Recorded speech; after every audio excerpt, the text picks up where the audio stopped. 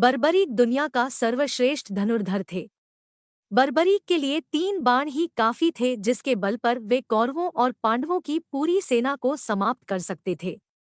युद्ध के मैदान में भीम पौत्र बर्बरीक दोनों खेमों के मध्य बिंदु एक पीपल के वृक्ष के नीचे खड़े हो गए और यह घोषणा कर डाली कि मैं उस पक्ष की तरफ से लड़ूंगा जो हार रहा होगा।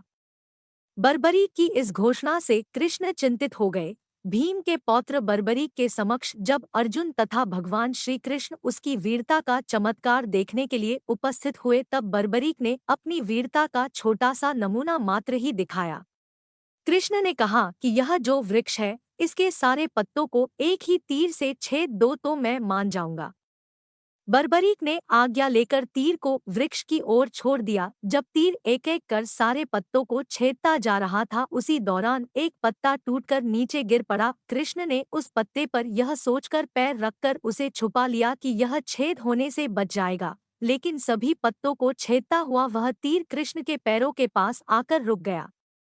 तब बर्बरीक ने कहा कि प्रभु, आपके पैर के नीचे एक पत्ता दबा है, कृपया पैर हटा लीजिए, क्योंकि मैंने तीर को सिर्फ पत्तों को छेदने की आज्ञा दे रखी है, आपके पैर को छेदने की नहीं।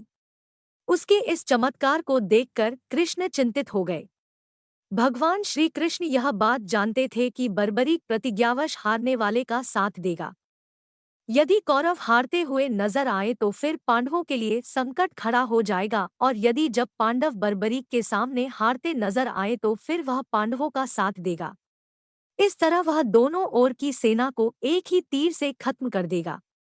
तब भगवान श्री कृष्ण ब्राह्मण का भेष बनाकर सुबह बर्बरीक के शिविर के द्वार पर पहुंच गए और दान मांगने लगे।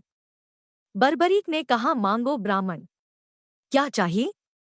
ब्राह्मण रूपी कृष्ण ने कहा कि तुम दे न सकोगे। लेकिन बर्बरीक कृष्ण के जाल में फंस गए और कृष्ण ने उससे उसका शीश मांग लिया। बर्बरीक द्वारा अपने पितामह पांडवों की विजय हेतु स्वेच्छा के साथ शीशदान कर दिया गया। बर्बरीक के इस बलिदान को देखकर दान के पश्चात श्री कृष्ण ने बर्बरीक को कलयुग में स्वयं के नाम से पूजित होने का वर दिया। आज बर्बरीक को खाटू श्याम के नाम से पूजा जाता है। जहाँ कृष्ण ने उसका शीश रखा था, उस स्थान का नाम खाटू है।